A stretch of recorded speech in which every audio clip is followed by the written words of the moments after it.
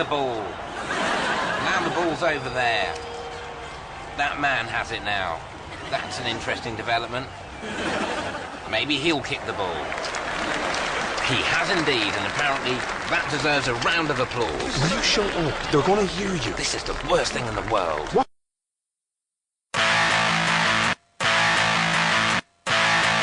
You're listening to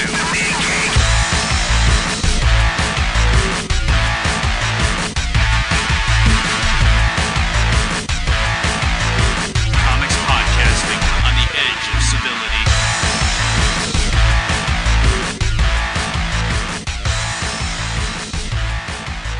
I'm not going to record that. I'm not. Just don't do it anymore.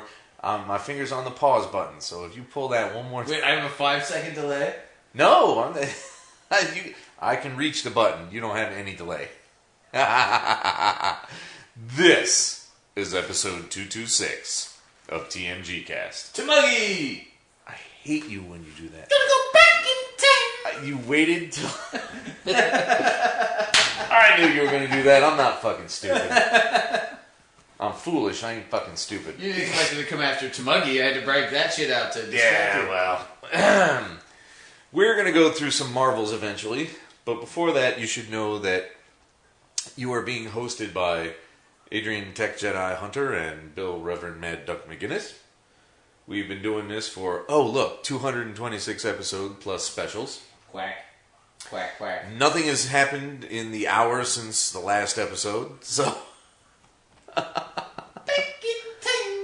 Where we mentioned that I spent $100 on... Did you actually announce the amount last time? No, but this is the next one, so it doesn't matter. Oh, a new reveal.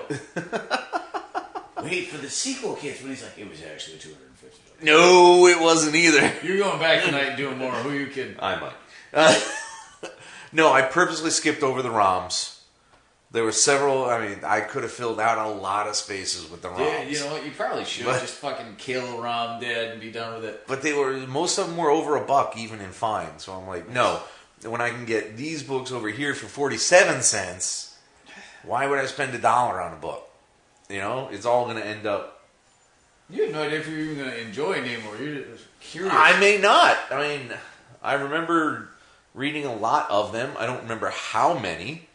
I don't think I even got to 12. Well, I think Burns stayed on it for the first 24 or so, if memory serves, somewhere in that area. Oh, well, that'll be perfect for what I bought then, because that's as far as I went. And, well, you got to be careful, because you know who took over as artist? No.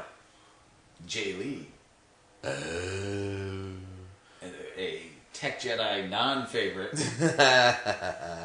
He's done things I felt were okay, but as... No, it's not a guy you out and out like hate or anything, but yeah, you're never like, yes, totally confusing art with a lot of drippings. Drippings. You know, I like clean art that I can, follow quickly. Who was your pinnacle artist? Well, JR has been up there for a very long time. Walt Simonson is very clear. Yeah. You're never confused by something he puts on a paper. You like Art Adams? I do. Oh, they're all back. Look at that. And still in costume. What the hell movie is this, Rev? ICEMAN! Okay, so it's essentially Encino Man for the martial arts set. Maybe a little. It seems pretty clear to me. A bunch of people went to a costume party, so he's not feeling out of place. So they think he's in costume. Yep. But of course. It's been vaguely amusing. There's time travel or some shit. Nah, some of the fighting's not bad. Or maybe they call him Iceman, so he probably got caught in that avalanche we just saw. Well, of course. So, but he is like super fucking Kung Fu Ninja dude. He's amazing and he's got super, super strength. So he's very superhero-ish. So he fits the milieu, shall we say. That's my current word. I'm looking for places to use milieu. Well, apparently your loo as opposed to different than what I thought. Your loo. Yeah, you definitely are not using my loo. I just did. Ooh, puns.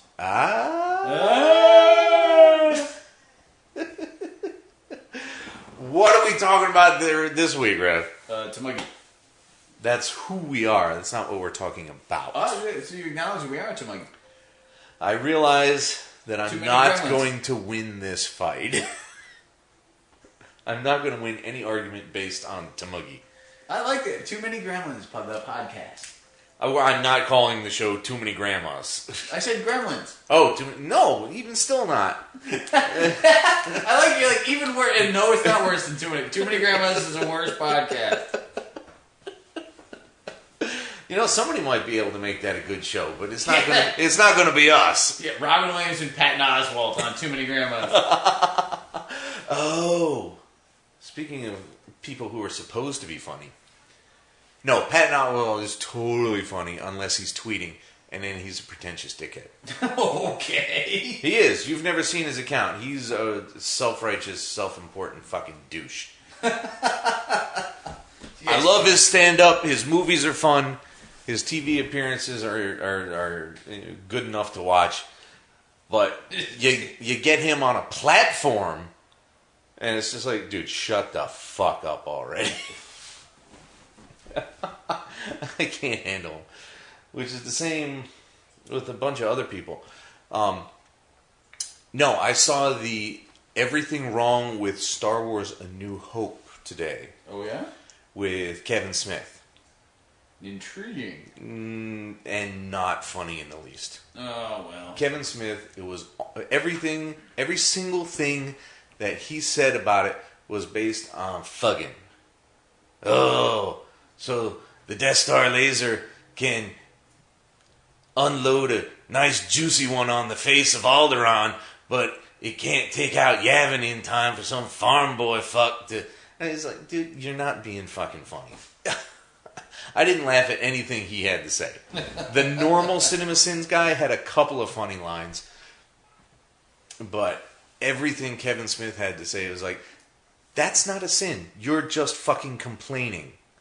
And you're complaining in the grossest fucking possible fashion. Did not amuse me in the least. My nephew, who was 17, oddly enough, laughed his fucking tail off at it. You know? And I had to explain, no, this guy used to make funny fucking flicks.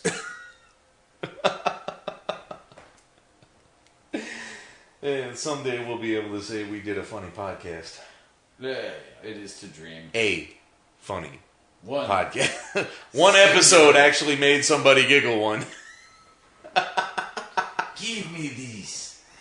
Laugh at me. Laugh at my funny jokes. For God's sake, man. Chortle. Do you use the word chortle? When was the last time you used the word chortle? I've never chortled. I didn't say that. I said use the word chortle.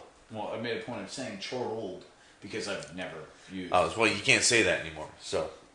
No, because I still haven't said it. I said chortled. You know, does tense really matter that much in a situation like this? You're making me tense right now. Right. So September. It's one of those. I hate you. I'm gonna fucking punch you in the balls. Wow. You fabulous furry freak, you. Although I'm growing the winter coat now, so. Yeah. Triple F. Anyway, this is September's Marvels. And we're not kicking it off with... We are not kicking it off in style. Because we have to start with Future Imperfect 5. Why? We don't have to start with... we have freedom to start with any of them. Why would you do that? I would just get lost. I need structure. If we put it at the end, we just end on a down note. You know? At least from here, we can build. It's possible. At any rate, the Maestro and the team have come across a crippled Rick Jones, guardian of the Destroyer. He warns them that this won't go well, as the whole place is just all the wishing wells ever. What? Maestro takes the suit, merges with it, and defeats Doom. Except, of course, it's the worst kind of cop-out, wishy-washy, cursey shit, as this wish is all in his head and reverts him back to Banner. End of fucking story. Well, because he's not angry. He's won, so of course he's banned. Yeah. That's logical. Yeah. It goes nowhere. It's literally all in his head. It's virtual reality almost. It's the worst. I hate it. It's another damn Battle Worlds. The whole point of it is like, why did this happen? Doom showing up, like, who doesn't actually show up, like, where, or the red girl ended up having no point. Ruby. Like, nothing happens. No, it's just, I don't care. There's a point where he feels that he might. I think there's a point because it's been 2 months. There's a point I think where he determines it might have been too easy, and he's like, "How did that work?" Well, fuck it, I won. I don't care. If Doom is dead, Doom is dead. I don't care. I won. I'm in the Destroyer. I'm the Hulk. There's nothing that could possibly stand against me anyway. So who cares? Bleh. I don't have anything more to say about that book. Greg Land is a solid artist. Women look beautiful, guys look big. Like, he can draw everything well. His action is not always perfect. I'd like to see Greg Land work consistently on a book. I know he works slower, or seems to, so I guess that will always be a problem. But I really think, like, Peter David, he's not doing the Hulk. What else is he doing at this point? He's been doing X Factor forever. I haven't read an X Factor since the last time you made me read X Factor. Although that was a trippy damn issue. That was the baby freaking eating thingamabob. Who is that? But the fact of the matter is I just don't feel like this wasn't fun. It wasn't interesting. Like, I actually think this is probably my favorite of them outside of the Ennis one. Yeah. But that's not saying much. No, considering that you're starting at like a -12. Yeah. Compare it. This beats A-Force. Whoopity shit. Yeah, Where Monsters Dwell is about a 5. Thor's is about a -8. Actually, you know what? We only read Thor's 1 and the more recent one. We had 2 in there. I swear to fuck we did. Maybe. We didn't do 3, so... Well, 3 is next. Right here, right now. That's 4. No, it's not. 3. Right We there. definitely didn't do 2. Are you sure? Yeah, the mystery deepens as Loki is found, and no one actually knows who he is. Beta Ray Bill has been murdered. Do you remember seeing that? Yeah, that was in the first issue. Well, then... I may have read the first... I definitely didn't see the second. Yeah. Leif Thor interrogates him with various approaches, none of which is working until he pulls out the violence. Even that didn't work until he pulls it out in a different way. Like, the whole thing... It's the classic Thor Loki in a totally different way. In a pseudo-mythological police procedural. I thought it was kind of funny. It reminded me... The problem... I've seen this done better, but it was by Alan Moore, so of course it was better. If you think back to... Yeah? Oh my god, why can't I remember the name? The fucking... Top 10. Ah! Okay, yeah. That was a good book, yeah. Yeah, but you had police procedurals with the gods when they go to the god bar. Uh-huh. And it was hysterical. But, it's like, hey, you didn't do this as well as Alan Moore. Fuck you! Who does? I don't even like him anymore, but I do read his stuff because it is high quality. You don't like it? Oh, you mean as like a person? Him, yeah. He's a wackadoo. He had one interesting thing to say on Twitter a couple of weeks ago, and it really did sum up a lot of today's weirdness in the industry. But, nah.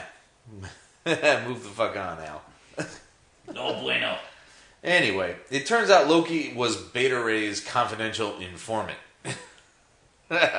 Which amused me a little bit. Selling lots of info, and Loki points Leif Thor to a location where he is attacked by Rune Thor, who is clearly actually the murderer. So, it's interesting how many... There are certain things that show up a lot. Captain Marvel's in a ton of these books. Yep. The Thor Corps is in almost all of them. Well, I mean, yeah, because they're the planetary police force. But this isn't a planet. Like, every world is different. It's... No, it is one planet. It's a patchwork planet. Oh, I see. All right. I haven't read the damn Secret Wars, so like this whole thing's like Muppetville for me. Well, I haven't either. I read articles. Oh, okay. All right. I didn't realize. So you're waiting till the last one to read them. Yeah, that was our plan. It's been so long. I had one idea 4 bajillion years ago. Have you read all of Convergence yet? No. All right, so you've really been holding off completely. Yeah, they're sitting on my desk, Pissing week you off. after week after week. So we have no idea who won this or lost this. No Nothing. idea. Nope. I actually, I got so mad, I actually started rereading Infinity. Never read, no, Infinity War I read. Or no, Infinity Gauntlet. Whatever. What's the first one? Way back in the 90s, there was Infinity Gauntlet. That's the Ron Lim one, right? Yeah. That was amazing. That was Jim Starlin, Yep. Ron Lim. Yeah, I gave you those, and then I rebought the first 4. I didn't find the other 2. And then there was Infinity War. I don't think I read that. And then there was Warlock in the Infinity... Oh, I've read an issue with that. I'm all set with that. Blech. But then, then there was that event Although last... Warlock and the Infinity is a pretty solid band name. For what? Death metal? Norwegian... No, dude. Psychedelic rock. Come on. Warlord and the Infinity, that's got some Grateful Dead shit written all over it. But then, no, I'm talking about the Avenger, the one that tied in to the reason we left Hickman's Avengers. Which one? There was the whole convergence with the Proxima Midnight and Black Dwarf. What was the name of that? The miniseries was Infinity. I didn't read that. You didn't? No, you may have bought that. Well, I just you weren't put buying event books at that point. No, but I got them out of Goodwill. I know, and you never brought them over here. And it sounds like I should be pleased by that. It's not as... It's tighter than Avengers was. I'll say that. Oh, no, because Avengers... Yeah? You hit a wall. The Fear itself, you're like, fuck you! We didn't do Fear itself. We didn't No, we did. Not the book. Like, we did... Yeah. Fear itself was the one with the hammers. Well, that was the one that broke you then. Like, after Fear itself, you're like, I'm not doing any more of these. Yeah. Because the next one was the Red Skull one. I'm like, that's going to be good. And you're like, I'm not. Yeah, that was Axis. Right. You didn't do Axis. Nope. You didn't buy the official X-Men Avengers one. Yeah, I did. A versus No, you bought the book, but you didn't buy like the event. Like that was confusing as fuck anyway. No, There were like AVX. 35 different ones for that. Yeah, AVX. But there were like 8 different series to that damn thing. The one only titled AVX Yes, you bought, yes. was the main book. But who could tell it? Well, I mean, they have subtitles printed on the fucking thing, so That shit was super confusing. it was dumb. But yes, so no, I never read that one. So I got through 3 issues of it, and then I was like, well, the holiday's coming, and new books are coming tomorrow, so I can put those away. As a matter of fact, I put them in a box of shite for somebody today. Did you really? Yeah. So somebody's going to get 6 free issues of Infinity. Good fucking luck to you. That's funny. Have you finished the Doctor Stranges and all this? No! That shit will be over your head. That's like Damocles' comic, just hanging over your head. Pretty much. But it's I have a 2-read pile set aside specifically, and I'm hoping to get to it before that Midtown shipment gets here. You need to make some time. Like, just, no, you're done, you're done, you're done. Well, the thing is, I'm trying to read books again. No, true. And that gets in the way of that. How dare you? They're rereads at the moment. Well, the last book you tried that wasn't a reread you hated. I did. Island of the Sequin Love Nun can go fuck itself. Anyway, that was Thor's. We don't care. I liked the police procedural thing. The Frog Thor being the voice of reason is always kind of amusing. That did please me. The art but was very that's solid. as far as it went. But Zombie World showing up all the damn time of late. Yeah. It's like every one of these things ends with the zombies breaking through, and I just don't give a shit about that. I did really like the fact, though, that the Thor police procedural was as bad as I've been saying Thor Detective would be. Right. But over in Silver Surfer 14, Dawn recreates Earth, and Surfer and that little pair of weirdos recreate the rest of the universe. Well, no, Glorian goes off with Surfer, and Zui teams up with Dawn. Like, there's one freak with each. One freak with each. Practically building by building and planet by planet, respectively. Dawn's flawed info, however, because she never left New England, kind of makes everything cardboard cutouts of themselves. She's like, oh, here's the Louvre, but there's nothing in it because I've never been in it. That amused me. Yeah, no, it's totally real. Like, they're like, just rebuild the entire Earth. It's like, well, here's the sun by just pointing, but everything's a cardboard cutout. Like, who knows? Yeah. How are you building, like, Aunt June's house or Uncle Frankie's den? Yeah, which is exactly, that's why it happened that way it did. She has to call Surfer back, though, because he spent a decade or more trapped on the planet just traveling. So, how she's going to get the exit sign on the 3rd floor of the Eiffel Tower is beyond me, though. So, whatever. It's never going to work. But it's comics, so we don't care. Right, Dan? But meanwhile, Surfer's doing the exact same thing, like building entire planets. Yeah, but he's got the power cosmic, so he can perceive how a planet should be put together. To a degree, but, like, he doesn't remember, like, which fat kid punched which skinny kid the other day. Like, you can't do this kind of shit. This is why giant cosmic stories, there's an inherent stupidity to some of these things. Because it's comics!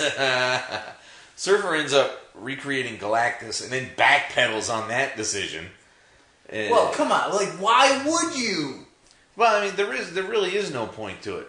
I mean, there's the constant argument. Well, he is a force of nature. He's a cosmic entity in the world without any given cosmic entity.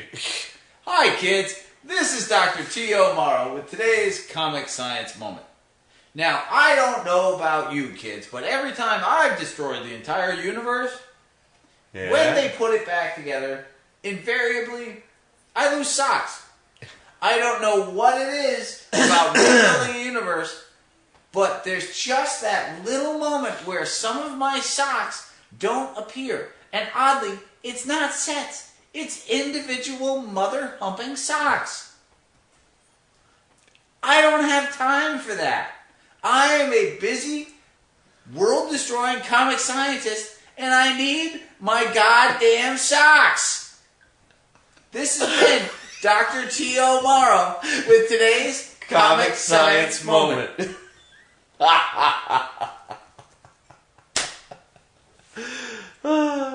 But of course, as we pointed out, the Surfer's recreations are flawed as well. Of course. And that leaves us... Is this the last of the last? And we get number 1 after this? Is that... No, I would imagine they'll end this and then restart, but of course... Oh, no, there is one more. Yeah. 15, at least. There has to be a semi-resolution piece. Yeah. Although it would be kind of funny to have the world be flawed and then just restart, like, fuck it. Like, the embracing of this storyline blows, I'm out. Well, no, I was about to say, can't they just roll back time? But they're in a pocket dimension where nothing... Gonna go back in time! Oh, my fuck. There's nothing outside of their bubble, including time. So that's not a solution they can use. Over in Silk's... Dude, how desperate are you when you're like, use time travel to fix this? Yeah. You hate time travel. Dude... Doctor Who, come help Silver Surfer, please. By the way, mother humping socks just sounds horrible. don't know what's up with Dr. T.O. Morrow of late, but that guy's getting weirder by the minute. Are those the socks you wear when you're mother humping? Or do the socks themselves hump mothers? I am completely just appalled. Like, worst comic science podcaster ever. Should have gotten Dr. Ivo. You came up with this shit. I have nothing to do with it. The guy calls in. What do you want from me? Oh, is that what it is? So over in Silk 7, what? Silk 7. It's like a porno that you return immediately. Or not. Well, we're different people. The Incursion has come just as J. Jonah Jameson has found a lead on Cindy's brother, who is in jail after a car wreck. On the way to see him, she takes a also lot... a drug-taking gangster. Let's not skip that. I would have gotten there. On the way, she pulls a Peter Parker routine and has to get distracted by cats and fucking purse snatchers and horse shit like this, slowing her down. She saves a bus, but she becomes trapped and has a flashback to her entering the bunker. The knockoff discount Dragon Man Jr. Rage comes in and rescues her, and she gets to her brother, but only just as the Incursion takes everything out. I literally lost all interest in this damn book, dude. Like, really? That bad? I don't care. Like, I'm not sympathetic to the character. Yeah.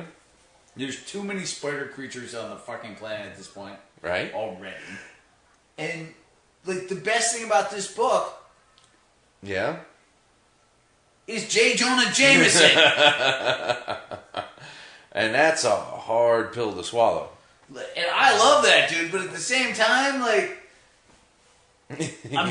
You're not sympathetic to her. You don't care if she finds... Like, the family isn't... She's not interesting enough to be worried about her not finding the family.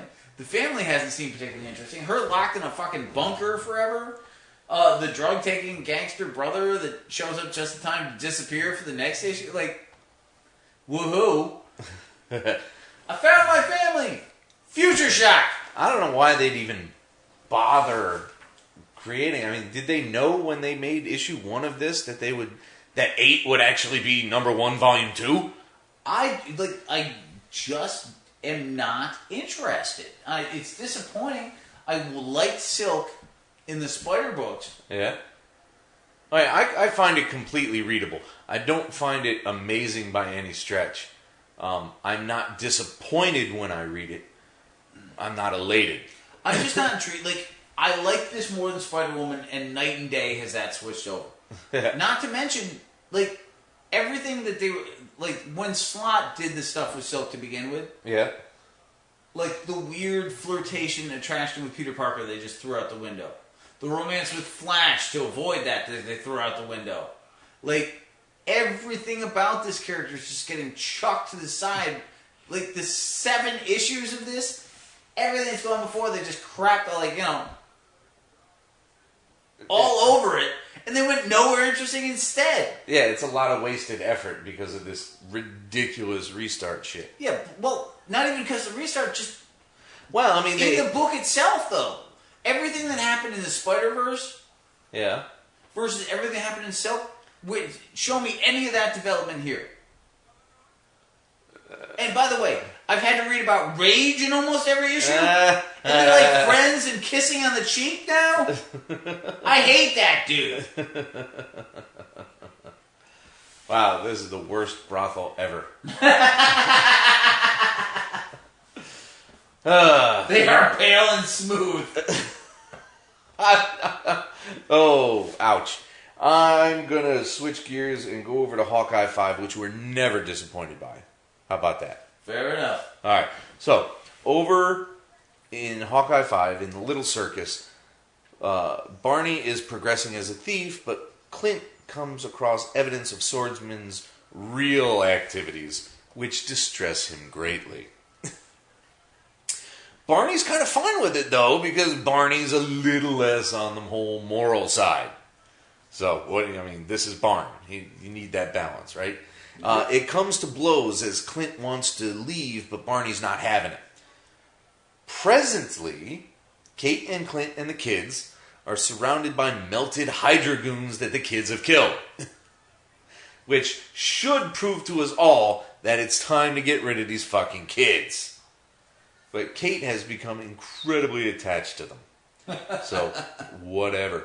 Clint berates her for getting too close to the weapons, and she just hauls off and fucking belts him. He, I think, is a little too diametrically opposed to what she's doing. She's gone too far. She is. But giving them back to Hydra is not what Clint should be suggesting. No, if they're a weapon, but keeping them and like hoping that they figure out not to keep blowing people up. Yeah. The problem is there's no correct answer here. Like, you cannot salvage these kids without a lot of people dying. Probably not, no. I know, I think definitively not, because they've already slaughtered half a dozen of them. Like, they react badly. Like, you know, one of these kids stubs his toe and they blow up a dog, like, shit's gonna go down. Yeah, but they mentioned talking to Reed, but they go nowhere with it. And they should have tried. But you can't have the tension if they try. Right. And you have to manufacture extra tension with Reed now. Well, the other factor is like Reed Richards has better shit to do than answer Hawkeye's phone calls. I don't know. I want about a stretchy that. hero. Reed wants to help everybody. Reed has no problem talking to Hawkeye. Dude, come on. If you're fucking any hero, and you don't take Spider-Man's calls and you don't take Hawkeye's calls. Except Reed does. And he regrets it. Well, that's beside the point, but he does. But, let's be honest, like, the way they've been writing Reed Richards lately... Well, that's also valid, I suppose. First off, he may still be in space, for all we know. Secondly, he's like, well, we'll put him in the negative zone, and if fucking the Nihilist doesn't eat them, they'll figure shit out there. That is something he'd think of. He'd like, we'll make him an impenetrable house with a door, and then we'll see what happens. I've already bitched about this, but basically Marvel feels like if you're really bright, you're a douchebag with no human warmth to you. Well, that's not true, because Pete's not like that at all. He's an idiot, but that doesn't mean he's devoid of compassion. Pete's entire downfall was too much compassion. To a degree, but at the same time, he always helps the wrong person. Like, he never puts his family's feelings or the loved one's feelings first. No, it's totally misplaced, but you can't say it's not there. True, but since they play him as an idiot... Yeah. And as an unsuccessful genius. So let me in. If you're a successful genius,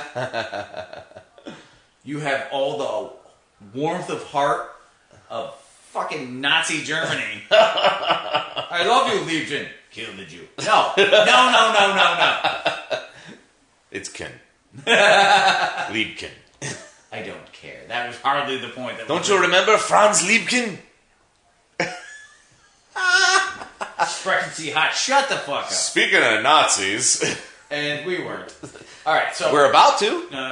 Yeah, but I'm sorry, like, Silk not doing it for me at all. We're done with Silk. We're in Hawkeye. Alright, so, fair enough. Well, I was looking at the cover on top.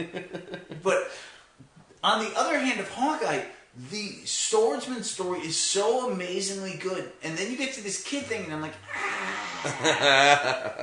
It's like you said the last time. It's probably the first time the Swordsman's been truly interesting. The Swordsman has always been a guilty pleasure because that whole I love Zorro and I love the 40s. I just found being me a book. How many pulp heroes can you name? Pulp heroes. Spider, Shadow. Okay, perfect. So I just found a copy of the Spider. Yeah. So. The Spider was originally 118 pulp issues. Then they published a series of 4 of them. All right. And then they revamped it in the 70s. And they published them as action books to... like Destroyer? But they weren't rewritten. They were still the pulp novels. They just had cheeseball fucking covers. Oh, man. You've got to see this. I believe I have it right over here. Oh, God, yes. It's exactly like Destroyer. The fucking double shoulder holsters. The swooning woman in the blonde hair and a turtleneck. Oh my god, it's terrible. Spider sales over 20 million. And he did in 1937. Hordes of the Red Butcher. Okay, I'm thinking I know exactly which kind of red he's talking about, and there's only so many times you pull out horde and red at the same time. But that's the thing, this is nothing like that, because this is the legitimate pulp. They've just taken it and turned it into... They've changed nothing about the story, they just made a terrible 70s fucking Penetrator cover. Penetrator. It's a real one. I know. I just really didn't expect you to mention it. 1975 Pocketbook Edition, Popular Publications Edition, 1935. So 40 years later, they're like, let's just repackage this shit and see if we can profit. Oh my god. She snapped her head up, her eyes widely incredulous. You'll warn Coonville? Get the fuck out of here with this book, man. Come on, you made that up. No, I didn't. I'm telling you. I should have looked at the page number. I'm not lying, though. I'm not lying. So awful. But, yeah, that's not the kind of thing... Beth is visiting some relatives in Coonville over the mountain. See? Now, where were you connecting that to Swordsman? I don't even recall now. Like, mine just literally blown. The fact of the matter is, like, I love that whole style in Zorro and things like that. So Swordsman has always played into that. All right. And I always thought he was a great underdeveloped character. But this, like, they're just killing it. This Swordsman is the equivalent of the Loeb Sale revamps, like when they tighten everything up, and the art style is reminiscent of that. So yes, it really is. Levels. The whole semi-muted palette in pastels and watercolors. The slightly broader, looser style of art, like just amazing. It's so goddamn good that I can look forward to this book, even though the other half of it's this ridiculous Twilight Zone cyber children freak show thing. Those two got to quit fucking with each other too. I mean, they're pals and everything. I get that much, but in fiction, that often doesn't go for what it goes for in the real world. And you start fucking up, I'm gonna let you know you're fucking up, and I'm gonna try to present you with corrective measures. But in fiction, when have I ever fucked up? If you start fucking up. Jesus Christ. It constantly would be the correct asshole. You an asshole. Anybody with a haircut like that must be an asshole. So, what was I saying? In fiction, however... You just punch each other in the face. You punch each other in the face and you vow never to deal with the person again. And, eventually, 3, 8, 12 stories down the line... They kind of reconcile and have another mission, but it's tense. And do these two need that? I feel like the Hawkeye Jr. dynamic is a bizarre one. Hawkeye is not a likable human being most of the time. Yeah. And yet Jr., Cap of all people trusts him implicitly. Well, because Hawkeye... And has beers with him. Hawkeye is always going to tell the truth, because he's blunt and a dick. And he's always going to try and do the right thing, which Cap is always going to appreciate that. Yeah.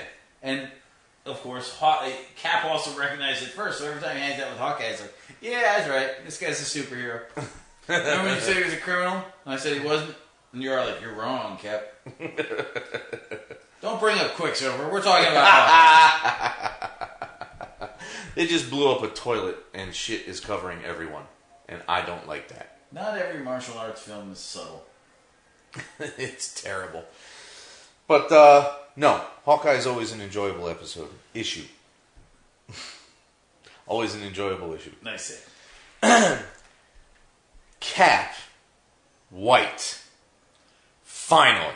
Oh my god. We got 0 and 1 in one package. Now that's reprinting the original 0 that came out. Yeah, because it's been a decade.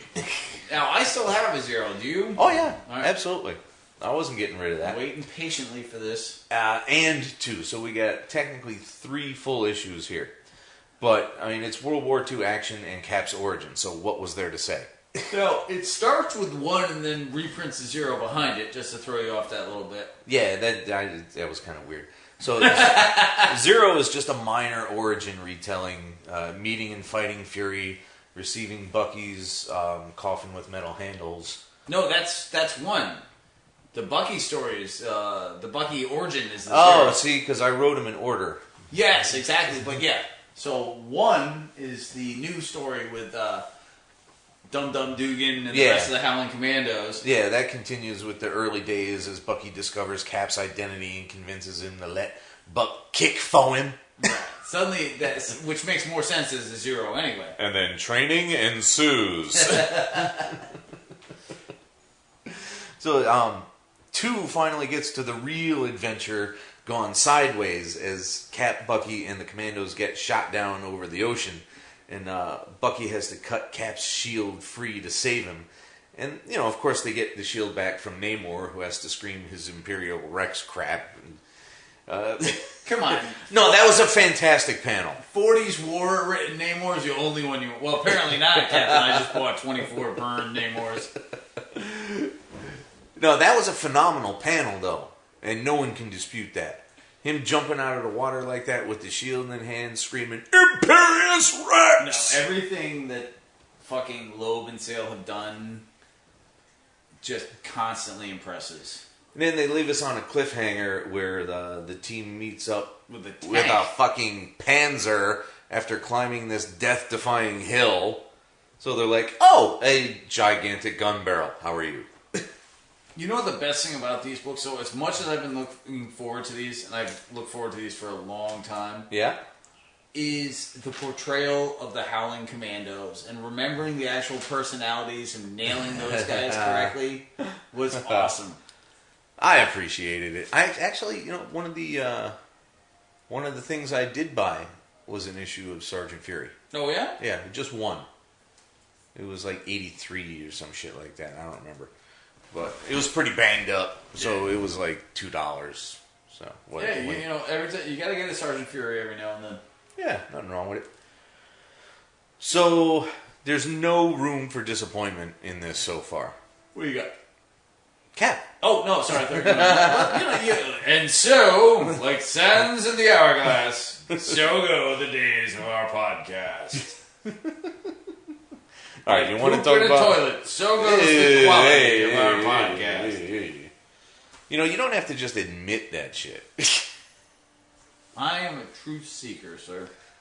Of I don't know. I was lying. oh well. At any rate, why don't we talk about Miss Marvel 18? Oh my God. Carol and Kamala have found Aamir in some mist that Carol insists is not Terrigen. How did she know that? Oh, Yeah, I was curious about that myself. I'm This like, how the tastes fuck do free. you know? There's no hint of lime in this. Terrigen mist now with lime. But it's given Aamir powers anyway, which he doesn't want, because that's just not his bag. Not at all. Much to the shock of Kamran, who is all about power. Well, And exerting that power over others that he does not feel he feels they are beneath his contempt and horse shit like that. as much as Kamran is a made-up character, Kamran is a perfect villain because he truly believes, like, I'm going to do this. This is gonna, like, he's fully behind his bullshit plan. Yeah. Like, he's so committed to them. And just the moment, I know you're going to get to this in a second, but the moment where Aamir stands up for his sister, he's like, I don't care that my sister is a 15 or 13-year-old hero-obsessed pain in my ass. If you think for a second I'm going to take your scuzzy-ass word over hers because we're both Muslim, dude, I hate you. Like, no one who's ever been a little sister, and let me just state emphatically that I have not. But you had plans one day. Well, I did not get into that sorority. No one who has ever been in that position cannot relate to the moment where the big brother stands up for you when you don't expect them to. And this book kills those moments so consistently. It's almost ridiculous how many times they've hit that emotional, heroic moment. Yeah. Well. And as soon as he finishes that speech and punches Aamir, Kamran out, he just up and fucking faints. Well, not all of us are designed for the hero life. The parting scenes, though, with Carol and Kamala are just... They shake you up a little bit. I got misty. I ain't gonna tell you shit. I ain't gonna lie. I was a little choky. But... that's because you're a feelingless, cold fucking snake of a human being. That's not true. I feel cold right now. Yeah, see? You're cold fucking blooded. There's no rock to sun yourself on, you reptile. Kamala tries to come clean with Aamir. But she's not a dummy. No. She knows. Mommy knows it all, baby. You can't put it past her. No, I did. Once again, this book just kills consistently. So happy that this book exists, and it's going to continue to exist, despite not even making it to 2 full years and him being rebooted. It's just fucking stupid. Speaking of stupid, we got a lot of stupid before we get back to good again. Oh, good. Yeah. Can't wait. So why don't we just shotgun these fucking things? Yeah, what do we get? Carol Core 4. The Thors close in on the Corps' little island, and Carol takes them on an aerial diversion as the Corps finishes the Carol Corps, because there's the Thor Corps, as the Carol Corps preps for takeoff. Now, if you remember, they're taking off so they can go past the top of the sky and see what's there. Although why they care is beyond me, at any rate, because Rhodey thought there was something beyond the ocean sea. Yeah. She meets one of the Thors, and she and Carol fight, but changes heart, so Carol and team can proceed. That's Kit. That's Kit, that little chick that was idolizing Carol an issue or 2 ago. Helen changes heart as well, and then lets them go. To where? To the end of the world, apparently. Because I don't give a shit. Yeah, can't relate to this book. I don't care. I don't care. You're not going to give us an answer, and there's not going to be any consequences. So why was this fucking thing even published at all? I mean, none of them are particularly... I have to say, like, trying to rate the Battle Worlds, the Logan one has been semi-interesting. The Hulk one at least played into the Maestro character well. Yeah. Thor's haphazardly. I read a couple of Ghost Riders, so I don't want to talk about that. Shang-Chi actually had some cool moments and some awful moments. Yeah, but I made bad decisions about that one. Yeah, 1 and 4 is a hard... it's a hard road to try and piece together. But Carol Core, it's actually hurting my opinion of the character. Which you shouldn't let it do. No, I know. And I'm trying not to do, but it is a stain. Yeah, just go away. Be gone. Alright, so that leaves us with A-Force 4. Oh, super. Well, Loki is set to take up the queenhood, and I don't care. A-Force bursts in on the monologuing Loki is doing and fighting her and her guards, and Loki creates a standardized rock creature, which nobody cares about, which Jen, being the star, puts down easily. You know, if you're going to give me a rock creature, give it a challenge. You know what I'm saying? Nico attacks Loki, revealing she's been opening portals the whole time, revealing her as the traitor. Loki, her. Being yeah, shocking. Loki was the traitor. Oh, you think? In a last desperate act, she blows out the walls and allows the villain zombies in. Zombies again. Boogity, boogity, bobbity, bobbity. Yeah, no, I mean, again, solid art. that's about all I have for it. Like, A-Force is so mind-bogglingly, ridiculously... And somewhere along the line... and where the dream cosmic girl is sharing all the different things she learned from everybody. Hope, charity... It's like the fucking 3 fairies from Cinderella. Like, come on! What'd you learn from her? Hope, charity, and compassion. Yeah, like, rectal spasming. Like, go away. What? Don't bring things like that. I don't ever want to hear those 2 words put together again. Don't tell me things like that. This is going to guarantee that I do them. Oh, fuck You've never learned this. You just have to be like, well, Jesus he said Christ. that. If I'm sitting there and mentally, I'm like, that didn't work. But if you react... Having now clued me into this, I will sit silent for most episodes. Got it. And suddenly our fan base will grow. Oh! As my nephews now say, savage! Well, that was a little savage. It used to be sick burn. He was like, oh, gotcha. And now these weirdos have come up with savage. I like it, sound. Savage is a solid term for that.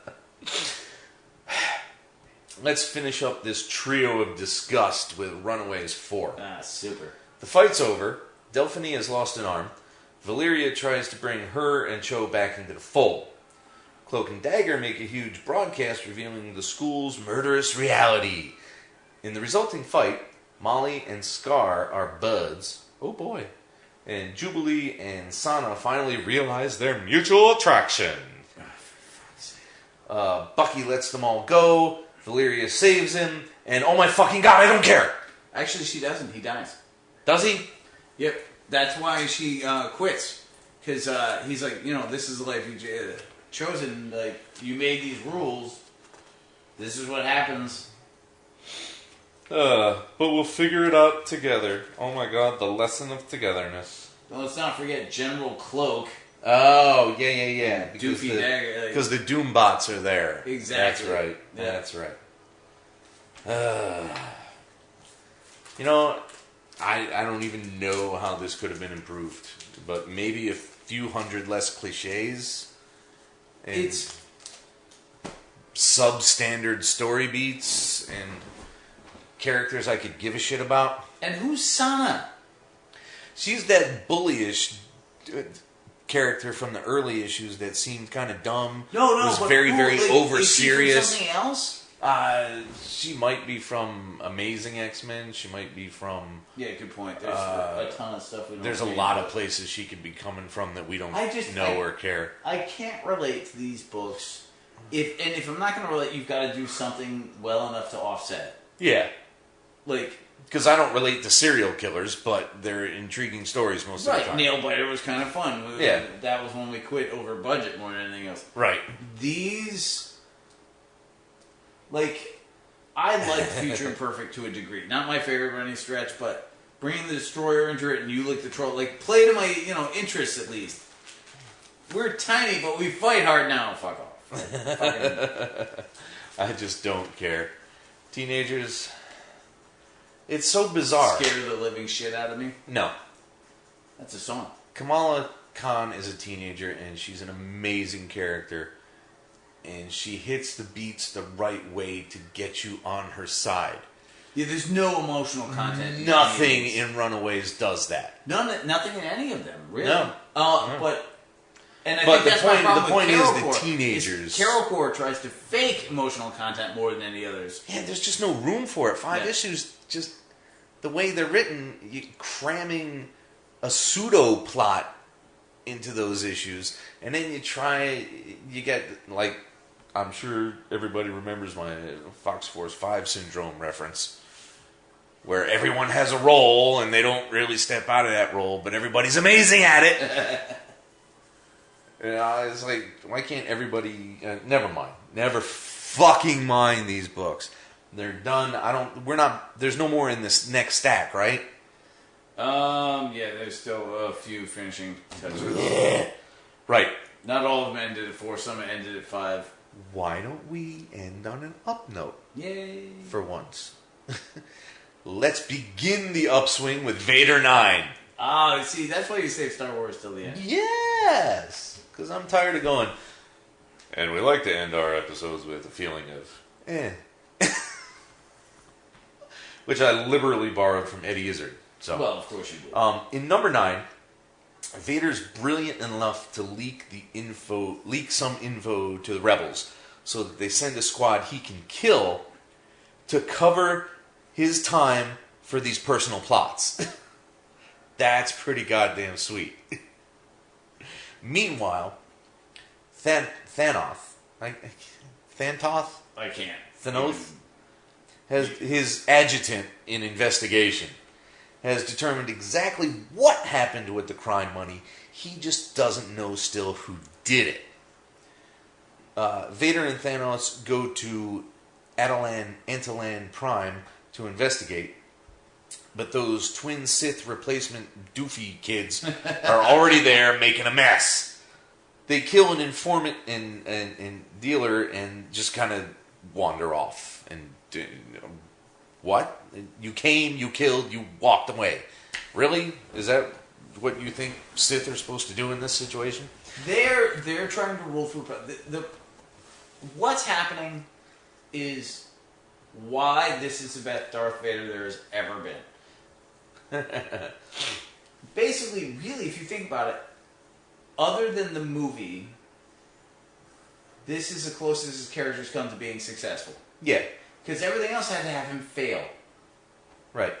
Here you've got a Darth Vader who is crafty, who is powerful, and who watches and judges and reacts.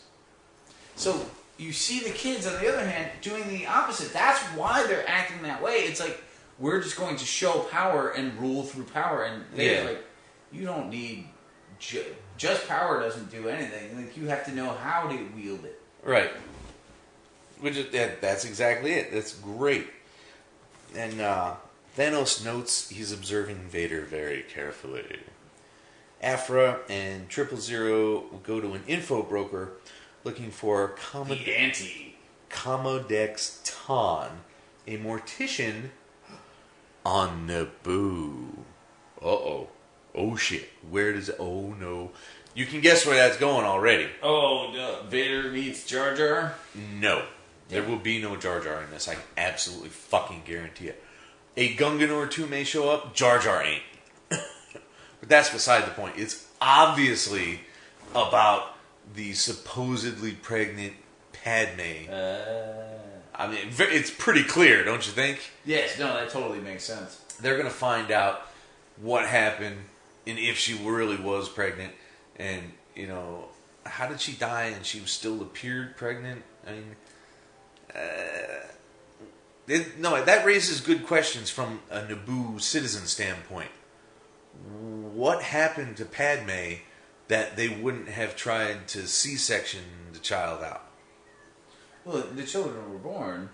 No, we know that. A Naboo citizen couldn't know that.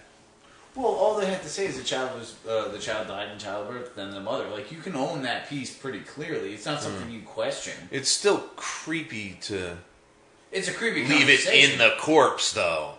Leave a corpse inside a corpse. I have no idea. Well, now, at the end of the movie, it's very clear. No, but my point is, like, I have no idea what the correct procedure is. That if a mother and child died, do they bury them separately? I don't know. I don't know either, but it seems... think about literally anything other than oh, hey, like frogs having sex. Fine, whatever. Just no. Dead babies and moms is not where my mind goes, you sick freak of a podcaster. It just seems... I don't love the fact that it goes to frogs having sex, but no. Like, nasty. It just seems creepy as fuck to leave it in there. If it was never born, like, it's its home. I don't know. Yeah! God damn! I'm just happy Tio Morrow already called in, you filthy hobo. Fine. Let's go over to the well put together but seemingly pointless Shattered Empire 1. There's a crafty pilot dating a crafty ground trooper. Right. And which covers most of the book, really. Yeah, really, that's about it. It's all in either the mop-up or the immediate ending of the Battle of Endor. They then follow Shara, the female, trying to find her husband, Kes, the infantryman, at the party.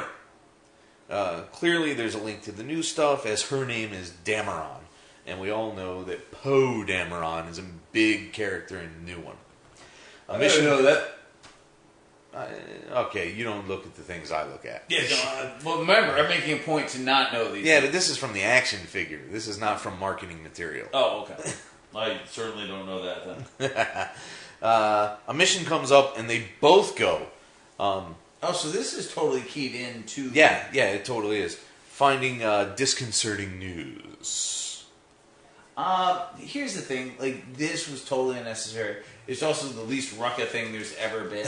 However, if you get away from the plot points of the plot... Oh my god! She looks exactly like one of the juicy monsters we had in our ville in Korea. It's awful. Yes. Well, it's a bad job. It's a very bad job. But that was definitely Mrs. Lee right there. Jeez. But the fact of the matter is there's a lot... like You hear that, Timmy? Miss Lee is on the television. There's a lot of great things in this book. Like, the interaction between Han Solo and Lando is amazing. That was pretty good. I enjoyed that. There is stuff to like. I just don't see where it's going to give us anything. Even the moment with the pilot, with Han and the Ewoks, where they're like, yub, and she's like, stop touching those things. And then she goes to Han, she's like, can you help me? He's like, you volunteered for this. Stop touching that, you furry little fuck. It was enjoyable. You know, there's nothing flat out wrong with it. I just don't see what the rest of it's going to be about in a mere 4 issues that's going to make it so crucial to the rest. What do you mean? Copies? For investment purposes? Total?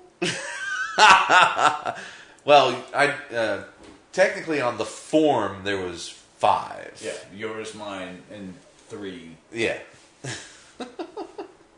But at $1.98 each, I'm not missing too much. Yeah. You know, if they soar, I'm awesome.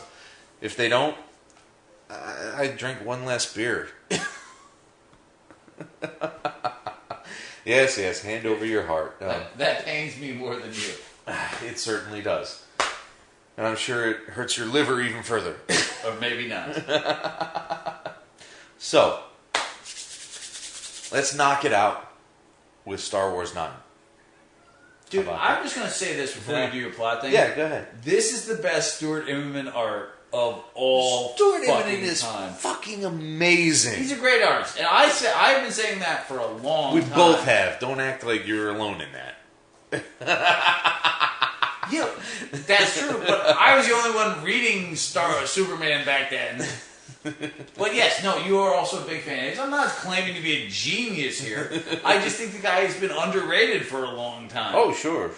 But even having said that, he's never done anything close to this awesome before. Who's the anchor on this? Let's see. Von Grabiger. That guy should get an Academy Award. Like,